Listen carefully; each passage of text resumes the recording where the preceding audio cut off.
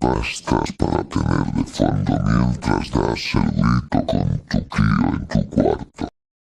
¿Qué tranza, carnales? Primero que nada, feliz mes patrio, aunque ya esté a punto de terminarse. Espero hayan comido un chingo de pozole hasta vomitar. Juas. Sé que apenas estoy comenzando el canal y ya me ausenté demasiado, pero sinceramente he tenido muchos compromisos y cosas que hacer y no he podido hacer video. Como sea, acaba de pasar mi cumpleaños y estoy cumpliendo 24 miserables años de vida. Juas, no se crean, la vida es bella.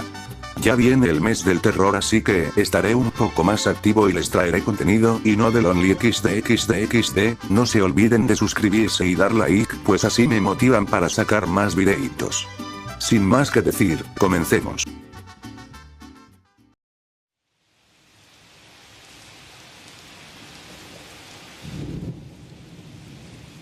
No te comas la carne.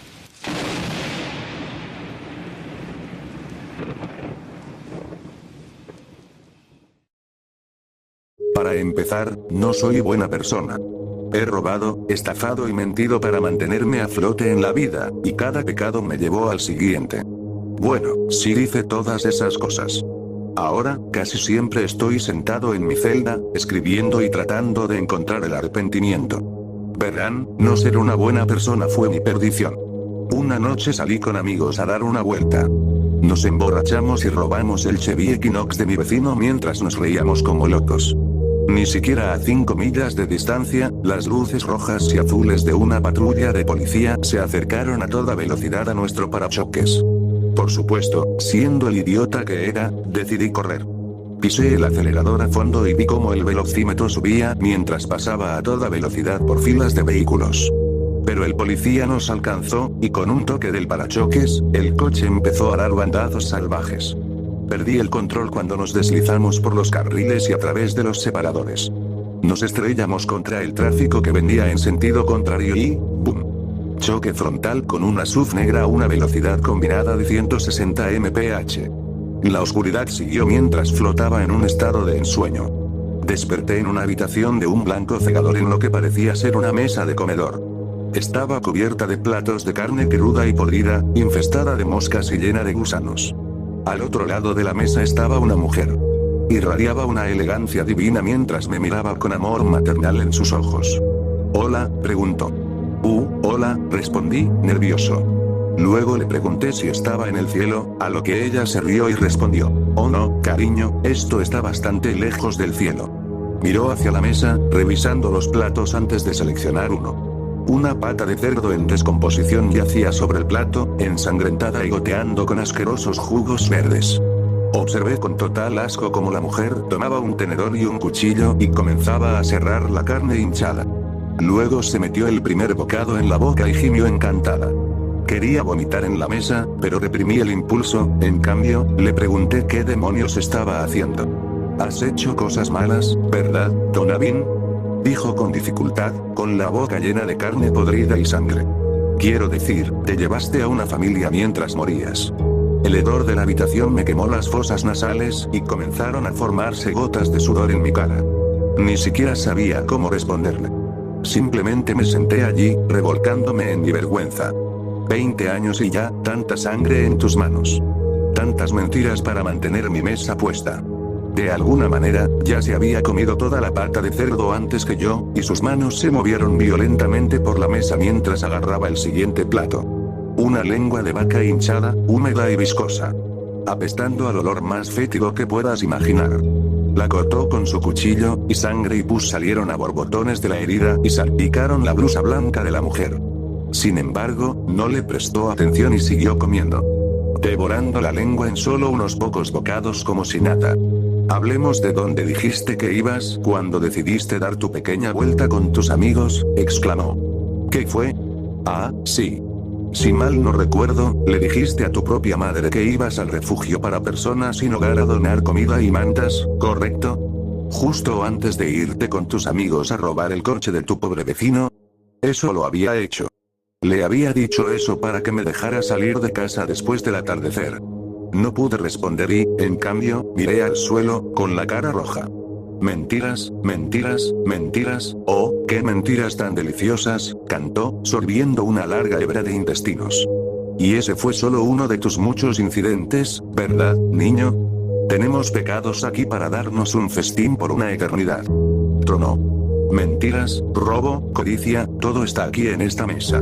Tomó un plato nuevo, un riñón, esponjoso y negro. Las moscas siguieron el trozo de carne en su tenedor hasta su boca, y masticó rápidamente mientras trozos de sangre y mucosidad salían de sus labios. Me quedé completamente sin habla. Sí, yo tampoco hablaría si fuera tú. Oye, déjame preguntarte algo. ¿Por qué bebías tanto? Quiero decir, sabías que la edad legal para beber era 21, pero aquí estás, con 19 años y temblando por la abstinencia. Tartamudeé. Mira, lo siento, ¿de acuerdo? Cometí errores, y lo siento. No sé por qué bebía tanto. Fui estúpido. No, Donavin. Quedarse despierto después de las 12 en una noche de escuela es estúpido. Tus acciones llevaron a la muerte de ti y de otras 8 personas. Les preguntamos qué piensan. Con un movimiento de su mano, mis amigos aparecieron junto con la familia que había atropellado, observándonos desde los lados de la mesa. Estaban destrozados con sus extremidades dobladas en ángulos extraños. A mi amigo, Mateu, casi le cortaron la cabeza y la sangre brotaba de la herida abierta en su cuello. El cráneo de Daniel había sido aplastado y un ojo colgaba de su cuenca. Mis otros 2 amigos parecían como si les hubieran roto el cuello, y los huesos sobresalían de debajo de la superficie de su piel. Lo más abominable, sin embargo, fue el hijo de la familia. Su mandíbula colgaba flojamente de su bisagra, y toda su fila inferior de dientes había sido completamente destrozada. ¿Te parece esto una estupidez?, preguntó la mujer, con condescendencia. Ya no pude aguantarlo y el vómito subió de mi estómago a mi garganta. Abrí la boca y miles de gusanos comenzaron a derramarse por toda la mesa. Por favor, supliqué. Por favor, perdóname. Cambiaré, por favor, déjame cambiar. Mi cara estaba roja remolacha y empapada en sudor. La mucosidad goteaba de mis fosas nasales y mis ojos estaban empapados de lágrimas. Oh, créeme, Donavin, vas a volver. Pero primero, tú y yo vamos a disfrutar de esta comida que he preparado para nosotros. Apenas has tocado tu comida. Aparentemente de la nada, un tenedor y un cuchillo aparecieron en mi mano, y contra mi voluntad, comencé a cortar una vesícula biliar en descomposición. Luché por mantener el tenedor lejos de mi boca, pero la fuerza que me abrumó fue demasiado fuerte, y más vómito podrido salió a borbotones de mi boca en el instante en que el trozo de carne tocó mi lengua. La mujer juntó las manos con diversión antes de volver a su comida. Juntos nos sentamos, comiendo carne podrida durante lo que pareció una eternidad, mientras mis víctimas en descomposición observaban. Llegó a los 2 últimos platos. Un cerebro de aspecto pútrido, que goteaba jugos que se desbordaban en el plato, y un corazón ennegrecido, lleno de insectos y apestando a muerte. La mujer deslizó el plato con el cerebro hacia mí y cuando lo corté, se aplastó y salió a borbotones. Ya ni siquiera podía vomitar y, en cambio, forcé el órgano por mi garganta, un bocado a la vez, antes de que mi cuerpo me hiciera levantar el plato hacia mi boca y beber los jugos. Una vez que el plato estuvo limpio, la mujer rugió de emoción. Ahora, Donavin, dijo, con una mano en mi hombro. Quiero que recuerdes esto cuando estés en esa celda. Y quiero que pienses en lo mucho peor que puede y será si esto no termina hoy. Con un chasquido, volví a estar en mi cuerpo, retorciéndome de dolor y boca abajo. La gasolina goteaba en el techo y los bomberos se apresuraron a sacarme de los restos en llamas. Ambos coches quedaron completamente destruidos y esparcidos por la autopista. Me colocaron en la parte trasera de una ambulancia, donde luego me esposaron y me acompañaron los primeros oficiales que respondieron. Pasé semanas recuperándome, esposado a la cama del hospital, y una vez que lo hice, mi juicio siguió adelante. El tribunal no mostró clemencia, ni esperaba que lo hicieran. Mis días ahora los paso en esta celda, documentando, recordando y arrepintiéndome. Que esta historia sea una advertencia para la gente. Ser malo no es bueno. Nada bueno puede venir de ser malo. Por favor, cuídense a sí mismos y a los demás. No cometan el mismo error que yo.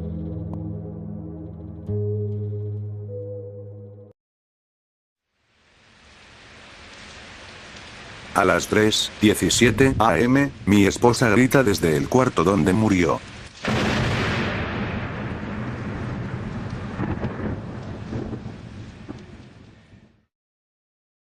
Mi Mi esposa, Lena, se murió mientras dormía el 7 de marzo. Dijeron que fue un aneurisma. Sin dolor. Sin avisar. Un momento, estaba calentita a mi lado, su respiración suave en mi cuello. Al siguiente, estaba fría. Inmóvil. Sus labios entreabiertos, como si intentara decir algo. Dijeron que fue en paz. Mintieron. Porque desde que Lena se murió, me despierto con sus gritos. Siempre a las 3:17 am. Empezó 3 noches después del funeral. Todavía estaba entumecido, flotando por los días como un fantasma. La gente seguía trayendo comida que no comía, dejando condolencias que nunca leía. Las noches eran peores.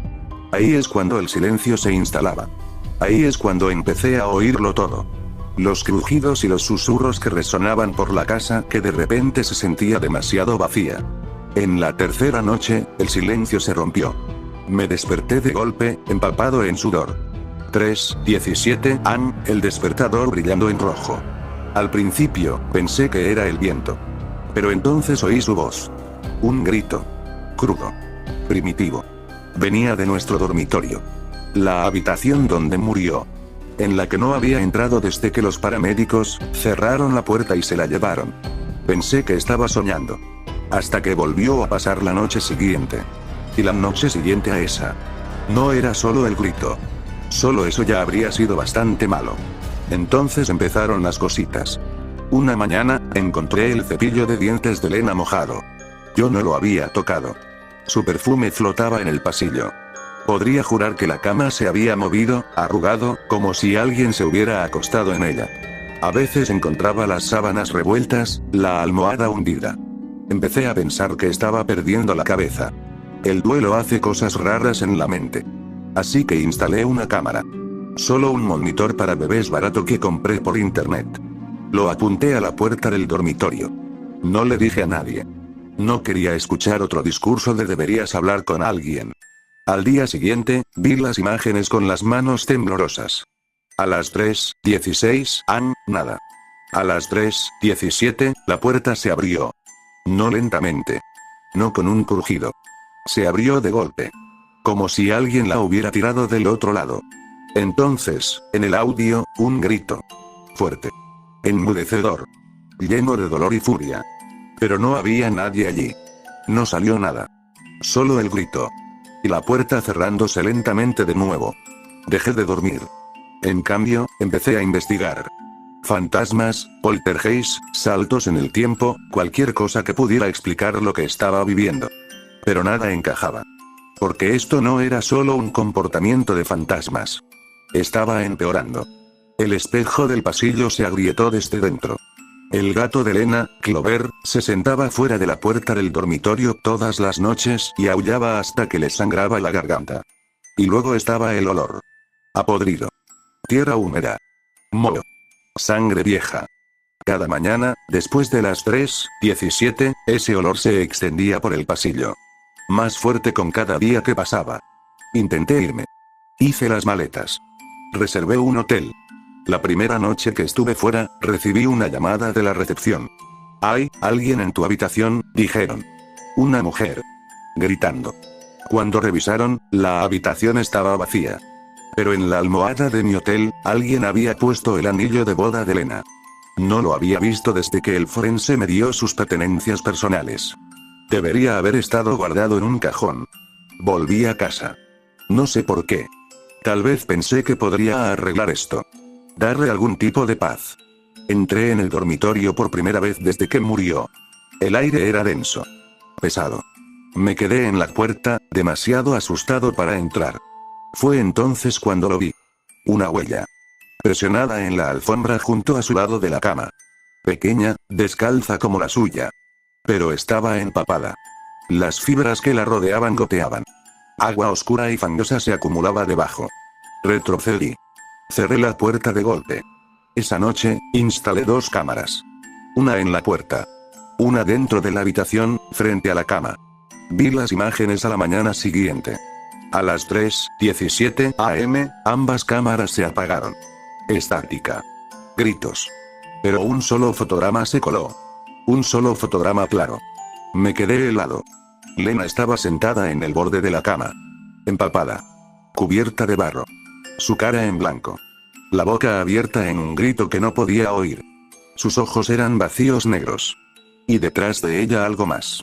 Algo mal. Una figura. Alta. Borrosa. Sus manos apoyadas en sus hombros. Sin rostro. Solo dientes. Cientos de ellos. Todos sonriendo. Llamé a un cura. Se negó a entrar en la casa. Dijo que nunca había sentido nada igual. Dijo que esto no era un embrujo. Es un pasaje, susurró. Ahora es una puerta. No entendí lo que eso significaba. Hasta que encontré el agujero.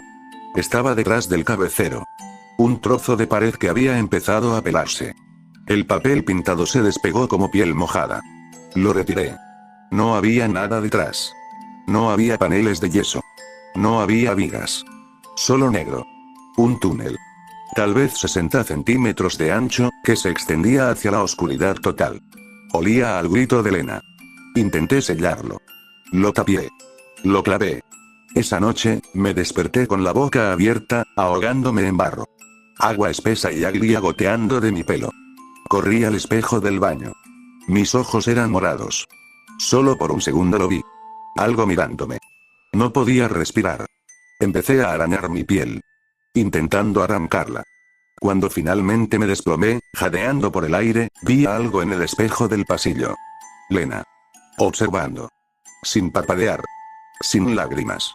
Solo observando. Y detrás de ella, más. Fui a la tumba de Lena. Cavé hasta que me sangraron las manos. Su ataúd estaba lleno de agua. Se ha ido. Esa ya no es ella. Lleva su forma. Huele a ella. Llora con su voz. Pero no es Lena. La está usando. Como una puerta. Un portal. Cuanto más sufro, más la recuerdo, más se abre. Se está alimentando de mí. De mi recuerdo de ella. Y ya no está sola. Anoche, oí más voces detrás de la puerta del dormitorio. No solo su grito. Niños. Riendo. Susurrando en idiomas que no entiendo. Pasos mojados caminando justo más allá de la línea de árboles. Algo llamó. 3 veces. Lentamente. Deliberadamente. Cuando no respondí, susurraron por el ojo de la cerradura. Déjala entrar. No puedo irme. Lo intenté de nuevo ayer. Tomé la autopista. Conduje durante horas. Pero el cielo se oscureció a las 3:17. La pantalla de mi teléfono se agrietó. Mi coche se paró. Y me desperté en casa. Barro en los zapatos. Su perfume flotando en el aire. El agujero es más grande ahora. Puedo oír el viento que pasa por él. Solo que, no hay viento ahí dentro. Solo respiración. Están entrando. Ella fue la primera. La brecha. Una puerta hecha de tristeza. Creo que la amé demasiado. Tal vez eso es lo que la dejó entrar. Mi recuerdo de ella era demasiado fuerte, demasiado vívido. Abrió algo. Dicen que si sufres lo suficiente, invitas a los muertos a volver. Pero yo no la invité a ella. Los invité a ellos. Ya no duermo. Pero cada noche, me acuesto en la cama y miro la puerta.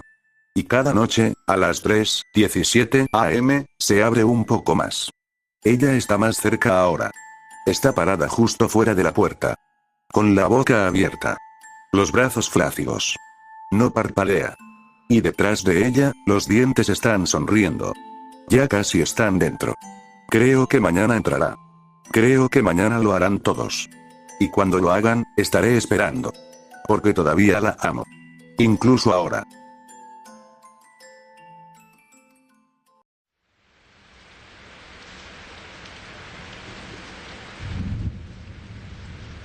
Soy tu fan número 1.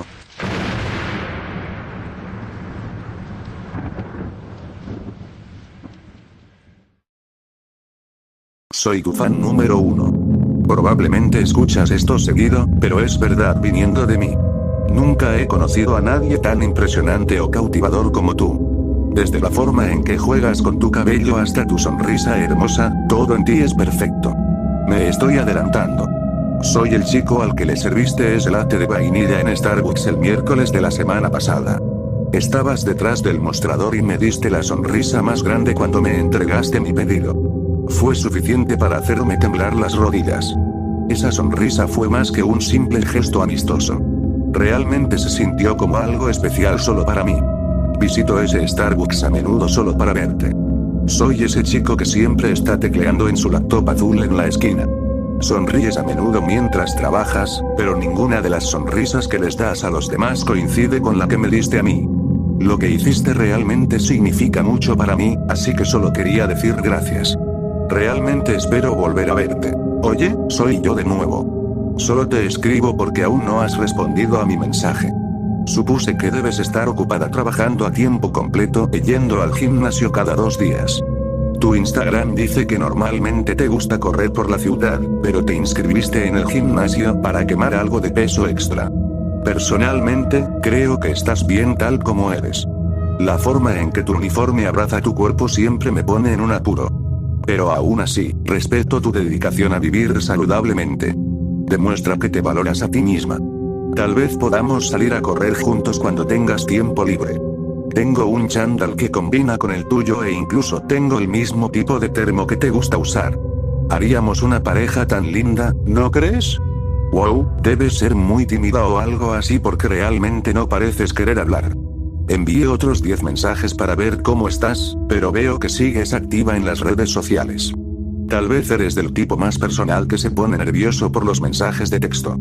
Aún así, hubiera sido agradable que respondieras al menos a algunos de ellos. Realmente puse mi corazón y alma en estos mensajes, así que ser ignorado me hace sentir un poco irrespetado. Pero estoy seguro de que es sin querer. Eres una persona increíble que nunca me haría daño, ¿verdad? ¿Pero qué carajos fue eso? Me presenté en tu trabajo para simplemente invitarte a una cita y tienes la audacia de llamar a seguridad. Supuse que necesitaba ser más contundente ya que los mensajes de texto obviamente no estaban funcionando, pero definitivamente no esperaba que explotaras conmigo así. ¿Acoso? ¿Es esa realmente la palabra que deberías usar para un fanático devoto tuyo? Te apoyo y te respeto. Por supuesto que me mantendré actualizado con todos y cada uno de tus itinerarios. Se llama ser leal. Todavía no puedo creer que hayas hecho que esos matones me sacaran. ¿Así es como me recompensas después de todo lo que he hecho? Pensé que eras diferente a los demás, pero parece que no eres mejor. Eres una víbora asquerosa y de 2 caras como el resto de ellos. Tu madre tiene un buen coche, por cierto. Conduce un Kia rojo por la ciudad y a menudo va a esta librería cerca del centro. Decidí hacerle una pequeña visita hoy y conocernos. Le conté todo sobre cómo he sido un novio tan increíble para ti y cuánto significas para mí. Realmente parece una gran madre. Actualmente está en mi casa esperando tu llegada. Sé amable y salúdala.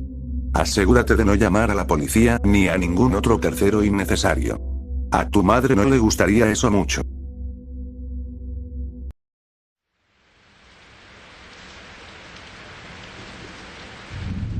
Hablé con Dios. Nunca más quiero hablarle.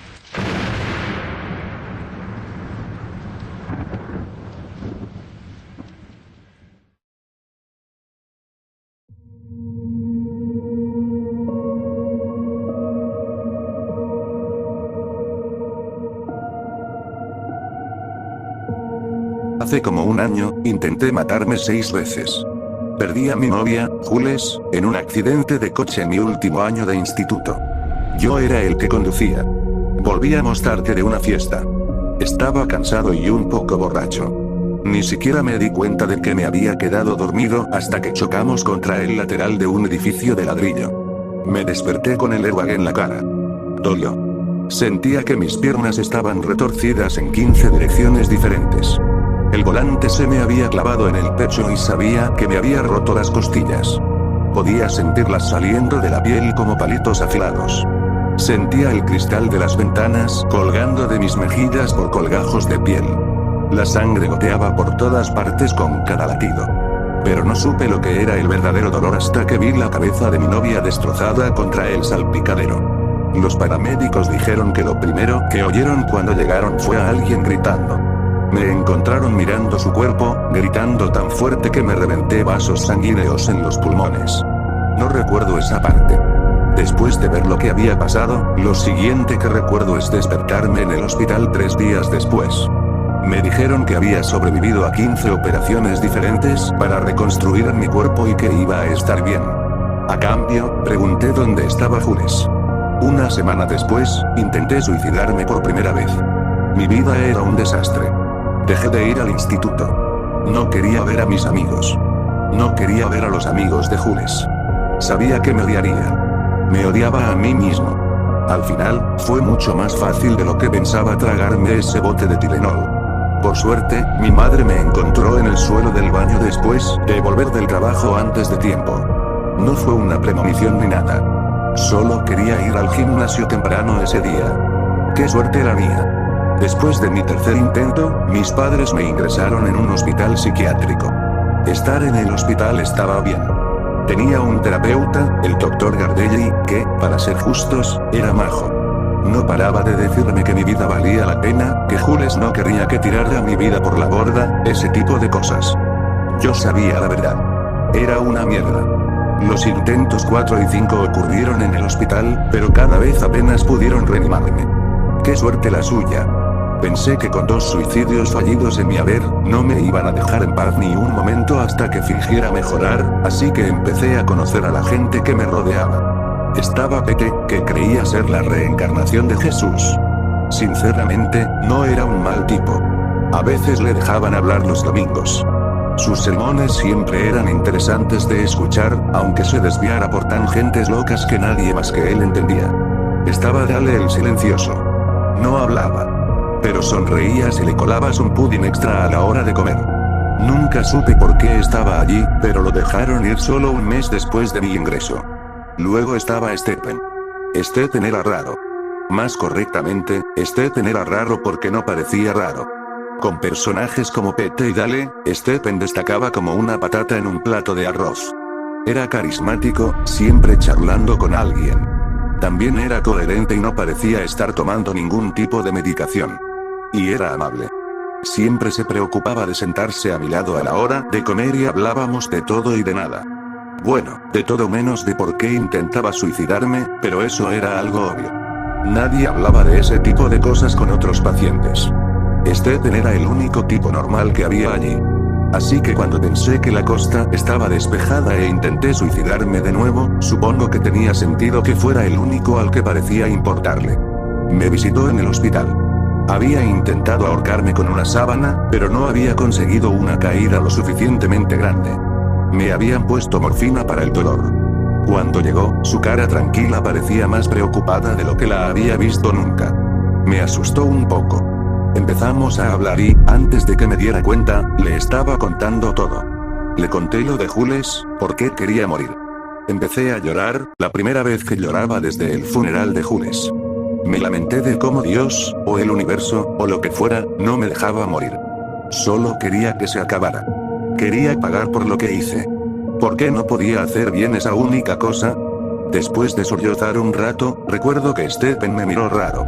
No era una mirada de lástima como a la que estaba acostumbrado por parte de Gardelli. Era algo más profundo. Como si estuviera decidiendo algo. Salí de la sala de medicina 2 días después. Esa noche, Stephen vino a mi habitación. Me hizo una pregunta sencilla. ¿Quieres hablar con Dios? Había pensado que era solo cuestión de tiempo que Stephen mostrara su locura. Consideré llamar a una enfermera, pero Stephen estaba tan tranquilo. No parecía que fuera a volverse loco, ni a declarar que él era Dios. Parecía una pregunta sincera, del tipo que oirías de un familiar cercano si quisiera ayudarte. Le pregunté qué quería decir. Stephen explicó que en la antigüedad, antes de que Moisés sacara a su pueblo de Egipto, antes de que Abraham levantara el cuchillo sobre Isaac, los cielos y la tierra estaban tan cerca que casi se solapaban. Los hombres luchaban con los ángeles, y Dios hablaba al hombre para declarar su voluntad. Había rituales de esta época que podían realizarse. Rituales que cerraban la brecha entre el cielo y la tierra y llevaban a uno a la presencia de Dios. Suena raro incluso para mí mientras escribo esto, pero oír a Stephen decir estas cosas en ese momento, me pareció bien.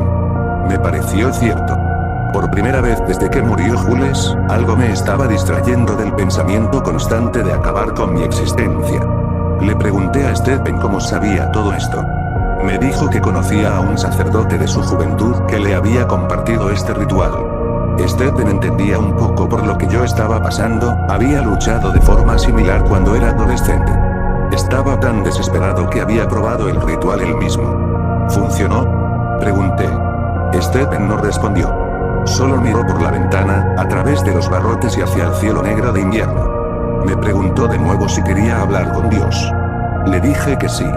Me dio un pequeño trozo de papel doblado. Era papel viejo, grueso y amarillento, cubierto de grasa y huellas dactilares. Escrito a mano, había instrucciones. Apenas podía entenderlas, la letra era tan temblorosa. Todo en él parecía más antiguo de lo que debería. Stephen se puso de pie. Se giró hacia la puerta, luego se detuvo como si fuera a decir algo. Pero en lugar de eso, cerró la boca, sacudió la cabeza y salió. Pasó otra semana antes de que siquiera empezara a hacer planes para seguir las instrucciones que Stephen me había dado. Algo en el papel, y lo que estaba escrito en él, me inquietaba. Escondí la cosa, diciéndome a mí mismo que estaba loco, pero no estaba tan loco. Pero la sensación se desvaneció al cabo de un día o dos, y la curiosidad pudo conmigo. Leí las instrucciones de arriba a abajo. Era como algo del Antiguo Testamento. Frases extrañas, ingredientes extraños. Exigía el sacrificio de un animal, un bebé sin mancha.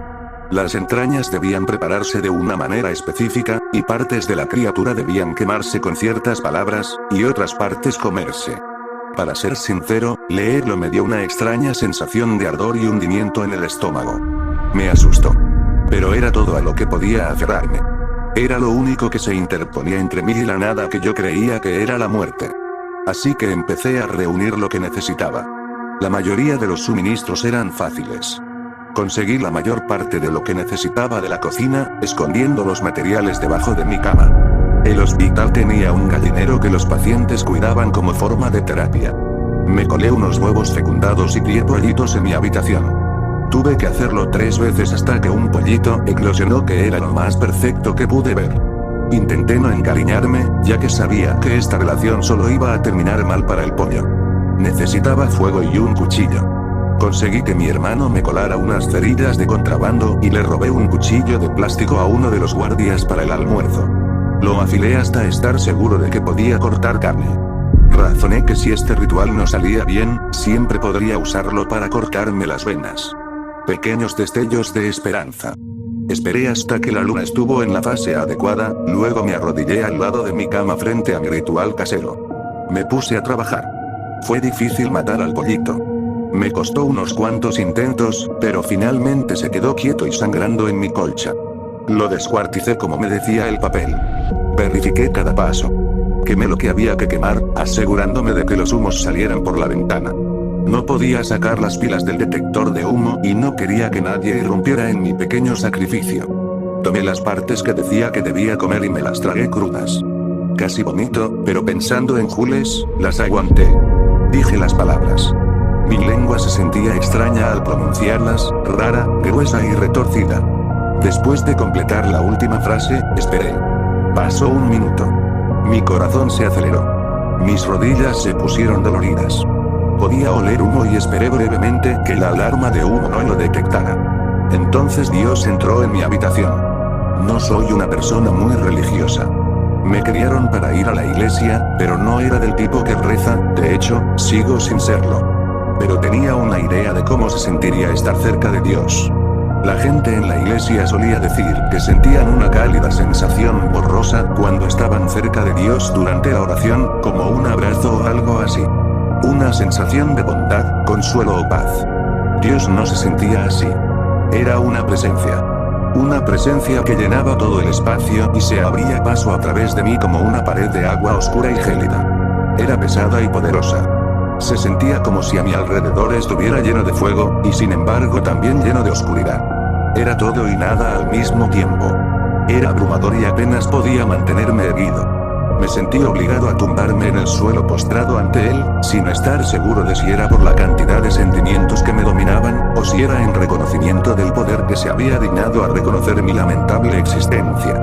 Todo mi cuerpo temblaba como si estuviera teniendo un ataque epiléptico, y mi visión parpadeaba con formas extrañas que me resultaban familiares, pero extrañas.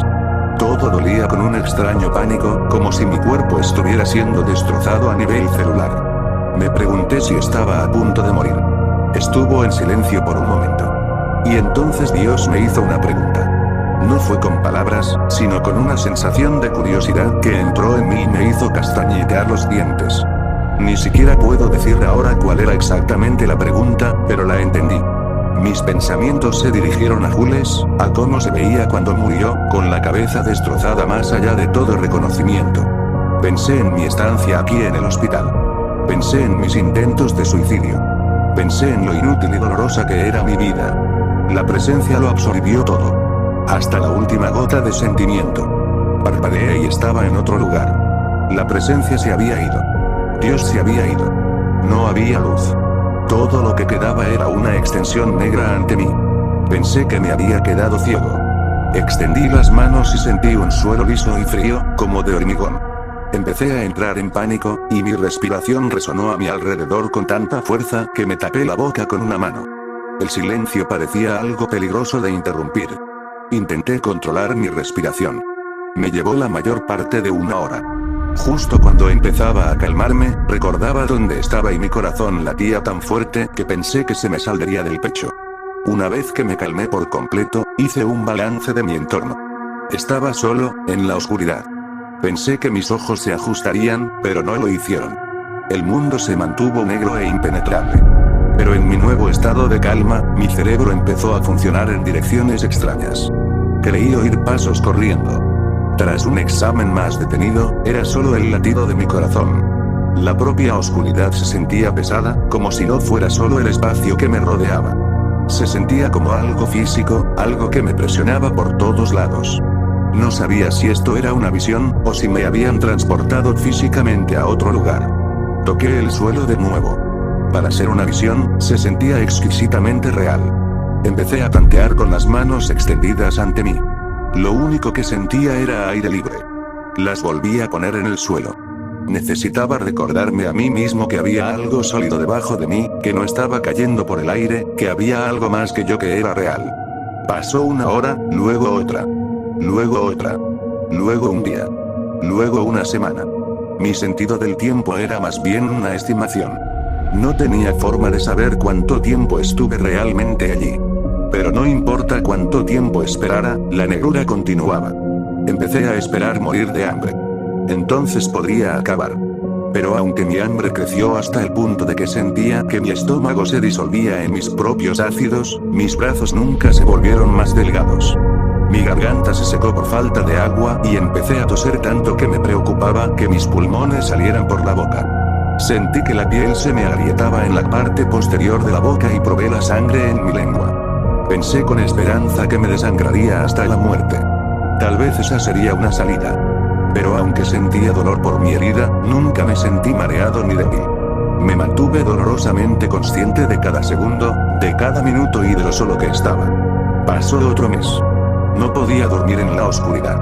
Me sentía cansado, pero cada vez que cerraba los ojos, el sueño nunca llegaba. Otro mes. Deseaba que terminara. Intenté asfixiarme con mis propias manos, pero no funcionó. Intenté romperme el cuello, pero mi conciencia permaneció. Me mordí los dedos, con la esperanza de desangrarme hasta la muerte, pero siempre encontraba los dedos reinsertados en unas horas, como si nunca se hubieran separado. El miedo dio paso al aburrimiento, y luego al miedo de nuevo. Dejé de intentar luchar. Pero entonces, un día, oí un ruido. Hizo que todo mi cuerpo se quedara quieto. Agucé el oído. No estaba seguro de qué pensar. Intenté escuchar con más atención, conteniendo la respiración. Al cabo de unos segundos, pude situarlo. Era otro latido. Era débil, pero podía decir que estaba cerca. Me arrastré por el suelo hacia él, forzando la vista aunque sabía que no podría ver. Pronto, mis dedos tocaron carne fría y pegajosa. Hablé. Hola. Una voz respondió. Era seca y apenas audible por encima de los sonidos de los procesos internos de nuestros cuerpos colectivos. ¿Sí? Casi lloré. No me había dado cuenta de cuánto echaba de menos oír la voz de otro ser humano. Pregunté quiénes eran. La voz tardó un momento en responder. Ya no estoy seguro. Pregunté qué hacían allí. Esperando, dijeron. ¿Esperando qué? La voz no respondió. ¿Esperando qué?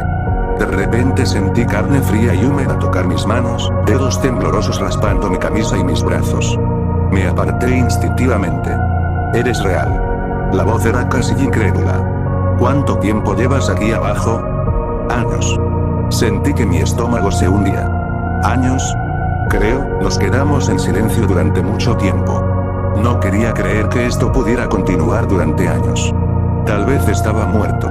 Ciertamente se sentía así. Habían pasado meses desde que completé el ritual en mi pequeña habitación del hospital psiquiátrico.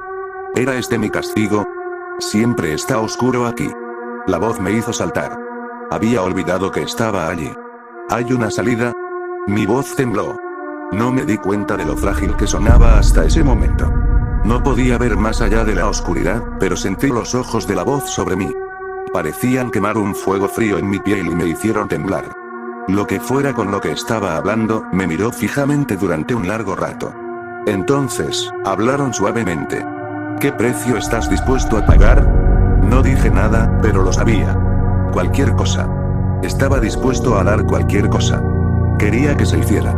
Pero no pude reunir el valor para decir las palabras. Creo que la voz sabía lo que estaba pensando, porque sentí que las manos pegajosas rozaban mis mejillas. Se deslizaron por mis brazos y los señalaron en una dirección. Paga el precio y serás libre. Durante un largo rato, respiramos juntos, los sonidos de nuestros corazones se entremezclaban. Empecé a arrastrarme. Los latidos y la respiración de mi extraña compañera se hicieron más y más débiles, a medida que me alejaba. Pronto, ya no pude oírla. Me sentí solo en la oscuridad sin ellos, de una manera extraña. Mis rodillas y manos se volvieron doloridas y sangrientas mientras me arrastraba lo que debieron ser 50 millas. Solo una esperanza distante de que pudiera haber una salida me mantuvo en marcha. A veces me topaba con paredes duras que parecían de hormigón, y tenía que rodearlas a tientas. Oí ruidos en la oscuridad, grandes resoplidos y el crujido de extremidades enormes. Sentí cosas moverse junto a mí y sobre mí. Oí otros latidos y sentí manos en mi cuerpo cuando me detenía a descansar. Después de un tiempo, dejé de resistirme a su tacto. Se volvió extrañamente reconfortante saber que otros estaban en el vacío. Entonces, un día, oí los gritos. Eran distantes al principio, pero me hicieron rechinar los dientes. Eran ruidos desgarradores, una pura expresión de dolor. Me dirigí hacia el sonido. Me pareció el camino correcto. Los gritos se hicieron más fuertes, y por encima de los gritos animalistas empecé a oír palabras. Súplicas, gemidos, ofertas de todo tipo. Pero siempre terminaban en ráfagas de ruido sin adulterar, a voz en grito. Estaba tan concentrado en el ruido que no me di cuenta de la fila hasta que me estrellé de cabeza contra ella. Me costó un momento recuperar el equilibrio. Una vez que volví en mí, discerní lo que había golpeado con mis manos. Era una fila de cuerpos, gente de rodillas y manos alineados en la dirección del ruido. De vez en cuando, había una pausa en el lamento, y la fila avanzaba. Este era el lugar. Me abrí paso hasta el final de la fila. Debía de tener una milla de largo. Ocupé mi lugar. La fila se movía rápidamente. Los gritos nunca cesaban, pero empecé a oír sollozos desde delante, y finalmente detrás de mí. Oí a la gente arrastrarse fuera de la fila, dejando su lugar. Oí el suave golpe de sus rodillas y manos ensangrentadas mientras se alejaban. Sabía que estaban ensangrentados, porque a medida que avanzaba, podía sentir los charcos coagulados de la sustancia. Era pegajosa, llena de bultos, y el suelo se elevaba en dos líneas como badenes por todos los fluidos secos que se habían acumulado debajo de sus donantes. Con cada movimiento hacia adelante, los gritos se hacían más fuertes. Después de un mes de soportarlo, llegué al frente. La persona que estaba delante de mí desapareció. Se arrastró hacia lo que sentí como una pared sólida cuando la sentí con mis manos. Entonces empezaron sus gritos. Cada palabra, cada momento, tan explícitamente desenfrenado. Al oír tales cosas a distancia, había sido capaz de convencerme de que el dolor no era tan malo como suponía. Al oírlo de cerca y en persona, casi dejé mi lugar. ¿Valdría la pena cuando fuera mi turno? 2 horas, luego los gritos cesaron. Algo cambió. Delante de mí había un agujero. Era áspero, y parecía que había sido desgastado en la pared por manos que se rascaban. Era lo suficientemente ancho para que yo pudiera pasar. Tragué saliva, sintiendo la quemadura seca de la saliva en mi garganta mientras trazaba la piel rota. Me empujé, cayendo sobre mi vientre y retorciéndome. Centímetro a centímetro, me abrí paso por el agujero. Cuando mis pies pasaron por la entrada, hubo un momento de silencio. No podía oír el ruido de los que esperaban detrás de mí en la fila, respirando jadeantes y sollozando ocasionalmente. Entonces sentí las manos. Me agarraron las muñecas, los tobillos. Eran ásperas, como si estuvieran cubiertas de callosidades y extrañas protuberancias óseas. Sus uñas eran largas y afiladas. Me pusieron boca arriba y me sujetaron. Su piel me quemaba como si estuvieran al rojo vivo, y grité de dolor. ¿Pagarás el precio? La voz me sobresaltó. No era la voz de un humano. Se sentía más vasta. Como la presencia que había sentido hace años arrodillado en mi sala del hospital. Las manos siguieron quemando, y volví a gritar. ¿Pagarás? La voz preguntó con más insistencia. Grité que sí. Las manos no me soltaron. En cambio, sentí unas nuevas sobre mi piel. Me tocaron tiernamente al principio, recorriendo mi cuerpo, sintiendo las articulaciones, las partes sensibles. Por todo mi cuerpo hasta que pareció que tenían una imagen adecuada. Entonces, empezaron a desgarrarme. Empezó con mi ropa.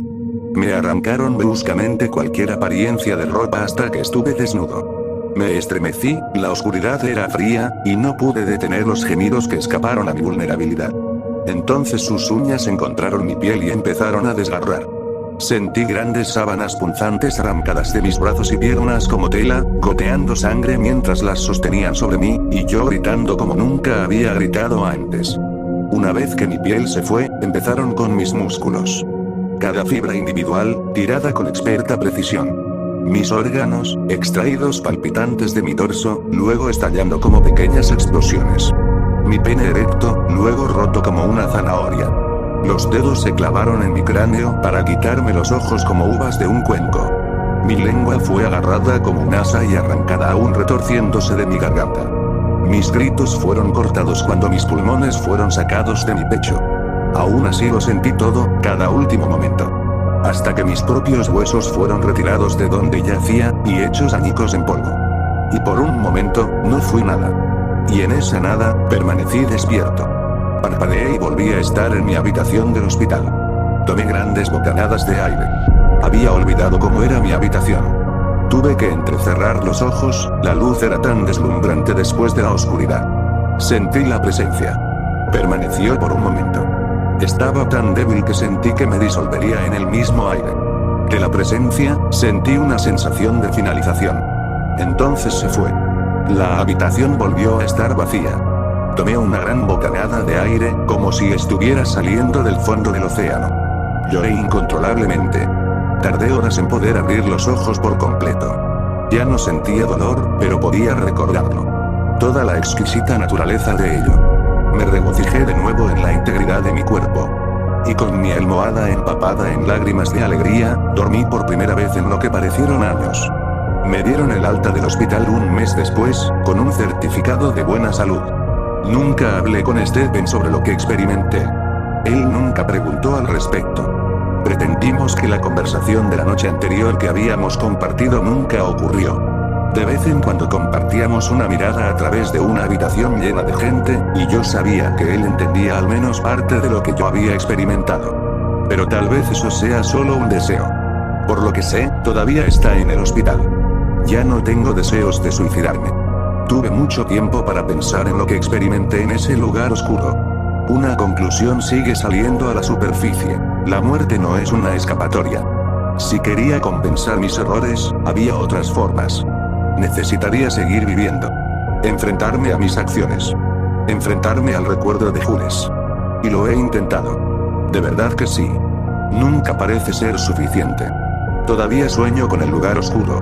Los ruidos, las manos, la vasta e interminable naturaleza de él. Siempre termina conmigo despertando en un sudor frío, la sensación de uñas en mi piel. Me preocupa que me esté esperando, que al final de mi último aliento, cierre los ojos, y luego regrese a esa nada despierta. Guardé el papel que Stephen me dio. Nunca lo pidió de vuelta. Actualmente está en el fondo de mi cómoda. He querido quemarlo en más de una ocasión, pero siempre me he detenido. Siento que está mal destruirlo. Después de todo, alguien podría necesitar.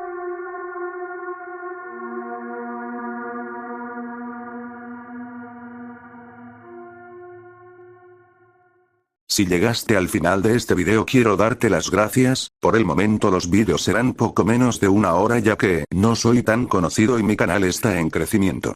Recuerda apoyar al canal ya que me esfuerzo mucho y aunque no parezca tardo horas editando estos vídeos sencillos para que puedas dormir, estudiar o hacer cualquier actividad en tu día a día. Nuevamente gracias por llegar hasta aquí y espero ya no ausentarme tanto. No olvides suscribirte y activar la campanita para futuros vídeos. Bien, esto ha sido todo mis panas, sin más que decir. ¡Hasta la próxima! So